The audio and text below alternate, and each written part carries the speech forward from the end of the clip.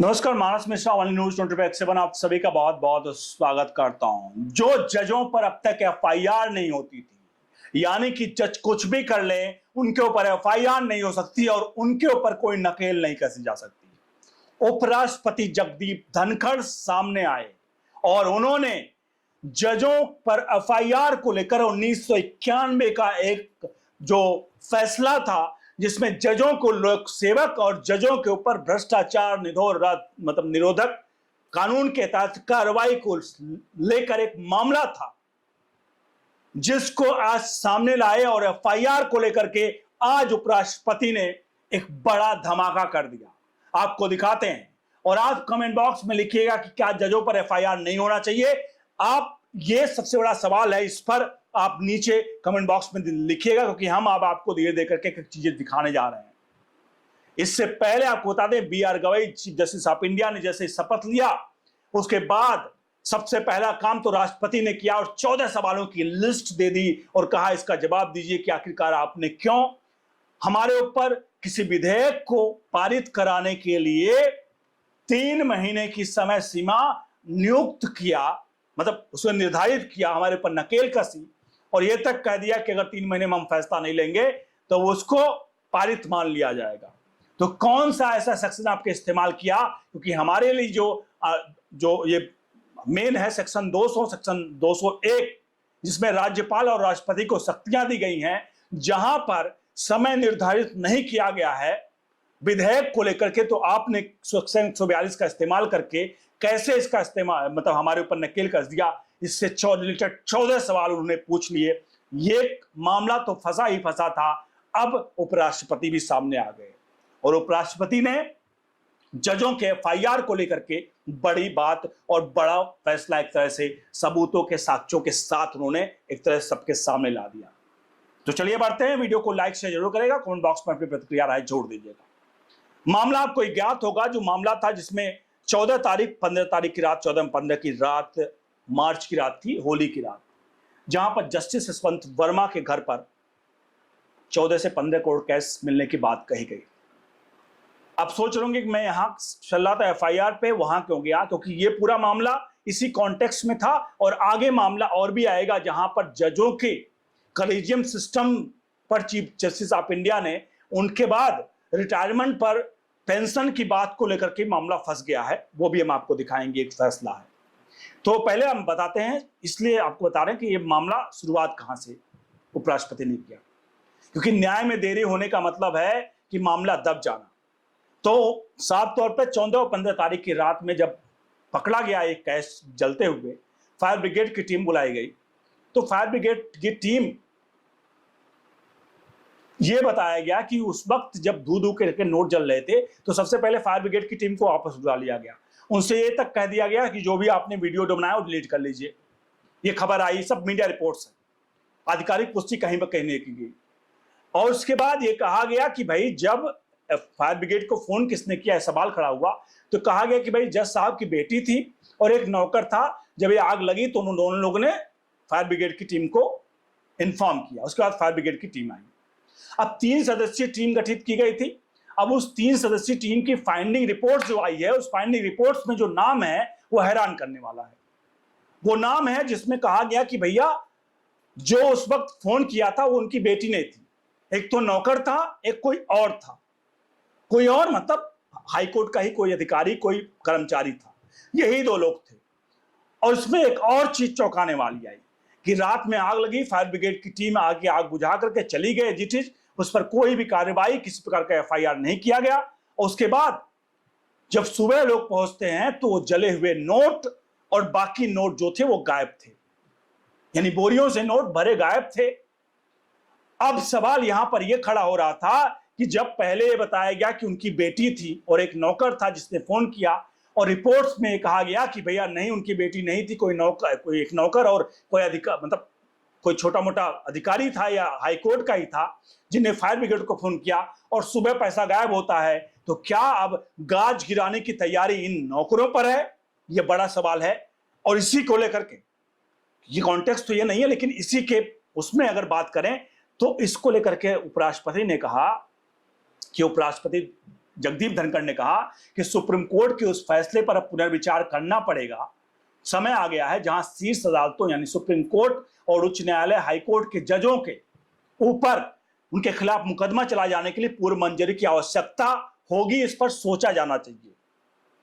उन्होंने साफ कहा कि हाईकोर्ट के जस्टिस यशवंत वर्मा के घर जो नकदी बरामदी हुई और उस पर दिलीप पर सवाल उठाया। उन्होंने एक और सवाल खड़ा किया कि भाई जब 3 सदस्यीय यांत्रिक जांच रिपोर्ट बैठाई गई तो 3 सदस्यीय जांच जो कमेटी थी उन्होंने इलेक्ट्रॉनिक उपकरणों को सब जब्त कर लिया, और उसके बाद यह एक गंभीर मुद्दा है कि आखिरकार जब्त क्यों किया गया पूरे मामले को। क्या उन्होंने एक कदम अगर आगे बढ़ाया तो उनके कहने का मतलब था क्या कि इन चीजों को, सबूतों को, बिनाहों को हटाने का प्रयास किया गया? ये सारे सवाल पूछना चाह रहे थे। उन्होंने एक साफ कहा कि क्या अगर ये इलेक्ट्रॉनिक उपकरण थे, ये चीजें पकड़ी गई, तो क्या उनका साइंटिफिक जो है वैज्ञानिक तरीके से जांच नहीं होना चाहिए? क्या जज साहब भी डिसाइड कर लेंगे वही वैज्ञानिक तरीके से कि ये चीजें जो है वो साक्ष्य जो है सही है गलत है? अब वो 3 जजों की कमेटी कौन थी वो थोड़ा सुन लीजिए, क्योंकि वो भी बड़ा मामला है। उसके बाद मैं आगे बढ़ता रहूंगा। 3 जजों की कमेटी जो थी वो शायद किसी मीडिया चैनल ने आपको बताया हो। वो इसमें थे एक हिमाचल प्रदेश के हिमाचल प्रदेश के जो जज साहब थे, एक जस्टिस थे। हिमाचल प्रदेश में किसकी सरकार है? कांग्रेस की। कर्नाटक के जस्टिस से, कर्नाटक में किसकी सरकार है? कांग्रेस की। एक पंजाब हाईकोर्ट और पंजाब और हरियाणा हाईकोर्ट संयुक्त थे, इसलिए पंजाब और हरियाणा हाईकोर्ट के एक जज थे। पंजाब में किसकी सरकार है? इंडिया अलायंस यानी आम आदमी पार्टी की। और अभी हालिया में एक हाईकोर्ट नए बने हैं जो हरियाणा में मुख्यमंत्री। तो एक सवाल यह है, सोचिएगा जरा, ये आउट ऑफ कॉन्टेक्स्ट है लेकिन सोचना जरूर चाहिए कि देश में बीजेपी के शासित राज्य कितने हैं, लेकिन जब जजों की कमेटी बैठाई जाती है इस पूरे मामले पर तो गैर कांग्रेस मतलब गैर बीजेपी लोगों को चुना जाता है। अब ये मत कहिएगा कि भाई हरियाणा में तो लिया ही, अरे हरियाणा में लिया ही, वो भी मजबूरी तरीके से लिया, पूर्ण नहीं लिया। कहीं ऐसा ले लिया होता कि पूर्ण था, जिसे हमने देखा कि जज साहब क्या करते हैं कि कोई कमेटी बैठती है तो कम से कम 3 लोग होते हैं जिससे 2-1 से फैसला हो जाए। तो कम से कम 2 राज्य का कांग्रेस का लिया तो एक पूरा ले लिया होता बीजेपी वाले शासित राज्य का। अभी मत सवाल खड़े करिएगा बच्चों वाली कि यार न्यायाधीशों के ऊपर क्या राज्य सरकार का वो होता है, ये होता है, ये बचकानी बातें हैं। हर कोई जानता है क्या होता है क्या नहीं होता है। तो ये बचकानी बातें मत करिएगा यहाँ पे आकर के कि कैसी बात कर रहे हो कि हाई कोर्ट क्या बिका हुआ है। ये चीज बचकानी बातें हैं, इन पर सवाल खड़े करना, अगर आप सवाल खड़े करते हो तो अपने आप से पूछिएगा, बाकी चीज रही जो कानून भी बहुत अच्छी तरह के जानते हैं। बहरहाल ये सोचने वाली बात है कि इनको क्यों रखा गया। अब इन सबके मामले में राष्ट्रपति ने कहा कि ठीक है भाई, ये आपराधिक मामला जो था, जो चीजें थी, अगर ये चीज साक्ष्यों को, उपकरणों को इन लोगों ने वो कर लिया है तो ये ठंडे बस्ते में न क्यों ना चला जाए, इसलिए उन्होंने इस पर जोर दिया। आपको ज्ञात होगा, मैं आगे और आगे ले चलता हूं, लेकिन एक पॉइंट और आपको यहां बता दूं। आपको ज्ञात होगा जब ये मामला आया था उस वक्त केंद्र सरकार ने कहा कि ठीक है, हम एक आप कमेटी बिठाइए, उस कमेटी की जो जांच रिपोर्ट होगी, जो जस्टिस यशवंत वर्मा वाले केस की, वो जांच रिपोर्ट हम सार्वजनिक कर देंगे, यानी पब्लिक में डोमेन में दे देंगे, पब्लिक के सामने होगा, या सुप्रीम कोर्ट की वेबसाइट पे दे देंगे। इसको लेकर के कपिल सिब्बल सबसे आ गया है। कपिल सिब्बल जो bar association, supreme court bar association के अध्यक्ष हैं, उन्होंने कहा ना ना ना, ये नहीं हो सकता।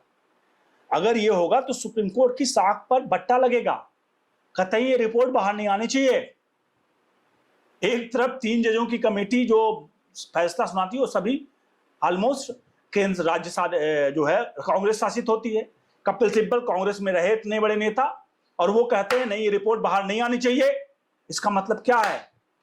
क्या है इसका मतलब? दाल में काला या काला पूरी तरह से दाल ही है? ये समझने का प्रयास करिएगा। और अब आपको बताते हैं 1991 का क्या मामला था, वीरास्वामी बनाम भारत संघ का मामला। वीरास्वामी भारत संघ का मामला जो था, उस मामले में सुप्रीम कोर्ट ने एक अहम निर्णय था है, जिसमें उच्च न्यायालय यानी सुप्रीम कोर्ट और हाई कोर्ट के जो जज हैं उनको भ्रष्टाचार रोधी कानूनों के दायरे में लाने से संबंधित था, और यह न्यायिक स्वतंत्रता के महत्व को रेखांकित करता है, जिसमें लोक सेवक शब्द का इस्तेमाल यहां जजों के लिए भी किया गया है। यानी कि जो उपराष्ट्रपति ने कहा है वो इसी कॉन्टेक्स्ट में भी कहा है कि जब लोक सेवक की बात कर दी गई है तो हमें अब सोचना पड़ेगा कि जजों पर एफआईआर दर्ज कर दी जाए। जैसे अगर उस रात एफआईआर दर्ज कर ली गई होती जस्टिस यशवंत वर्मा पर और जांच तुरंत शुरू कर दी गई होती तो आज ये नौबत आती ही नहीं कि उनकी बेटी वहां पर थी या उनके नौकर था।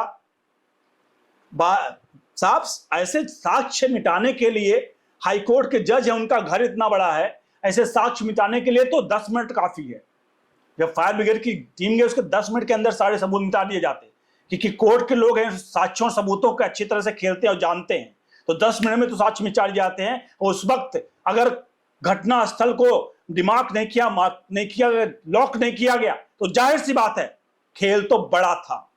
अब इन सबके बीच एक और मामला है जहां पर कॉलेजियम को लेकर के फैसला आया, उनके जस्टिस कॉलेजियम यानी जजों के नियुक्ति और रिटायरमेंट को लेकर के किसी सुनवाई जस्टिस बीआर गवई और जस्टिस एजी मसीह ने किया, जिसमें कहा गया कि भाई कॉलेजियम के तहत भले जजों की नियुक्ति हो रही है, लेकिन उनका जो सेवानिवृत्ति होगी यानी कि जो उनका रिटायरमेंट होगा वो जैसे एज इट इज लोक सेवक यानी जितने भी सरकारी अधिकारी मिलते हैं उनको उसी प्रकार के भत्ता और चीजें मिलेंगी। क्योंकि अगर ऐसा नहीं किया गया तो सेक्शन, बड़े सेक्शन होते हैं उसलिए देखना पड़ता है, अनुच्छेद 14 का उल्लंघन होगा। यानी कि कॉलेजियम के तहत नियुक्ति हो रही, अलग नियुक्ति का अलग तरीका है, लेकिन इनके रिटायरमेंट का जो तरीका होगा वो आम नौकर ही जैसा ही होगा, नौकर जैसा आम नौकर। ना इनके ऊपर एफआईआर दर्ज होगी, ना ये संवैधानिक दायरे में बाहर तरीके से आएंगे, लेकिन जब ये रिटायरमेंट होंगे तब ये संविधान के दायरे में आ जाएंगे, सब कुछ चलेगा। अनुच्छेद 14 क्या कहता है? अनुच्छेद 14 भारत के संविधान का एक अनुच्छेद है। यह संविधान के भाग 3 में शामिल है जो मौलिक अधिकार का वर्णन करता है। भारतीय संविधान का अनुच्छेद 14 के क्षेत्र में के भीतर सभी व्यक्तियों को कानून के समक्ष समानता और कानून की समान सुरक्षा की गारंटी देता है। यहां समान सुरक्षा की गारंटी, समानता की गारंटी आ जा रही है जब पैसा लेना है रिटायरमेंट के बाद, और जब ऊपर कार्रवाई हो, लोक सेवक बनकर टिप्पणी तक आ जाए सुप्रीम कोर्ट की, तो वहां कॉलेजियम के जरिए नियुक्ति होगी। और यह फैसला सुनाया गया कि अगर इनको रिमोनेशन नहीं दिया गया रिटायरमेंट पर तो यह अनुच्छेद 14 का उल्लंघन होगा। अब आप सभी से अनुरोध है, वीडियो के कमेंट बॉक्स में इस पूरे मामले पर मेरी प्रतिक्रिया जरूर दीजिए, वीडियो को लाइक शेयर जरूर करिए, नीचे दिए नंबर पर सहायता राशि गूगल पे, फोन पे, पेटीएम जरूर भेजिए। जितना हो सके हमारे हाथों को सशक्त बनाइए और वीडियो को लाइक शेयर करके जरूर जाएगा। बहुत बहुत धन्यवाद।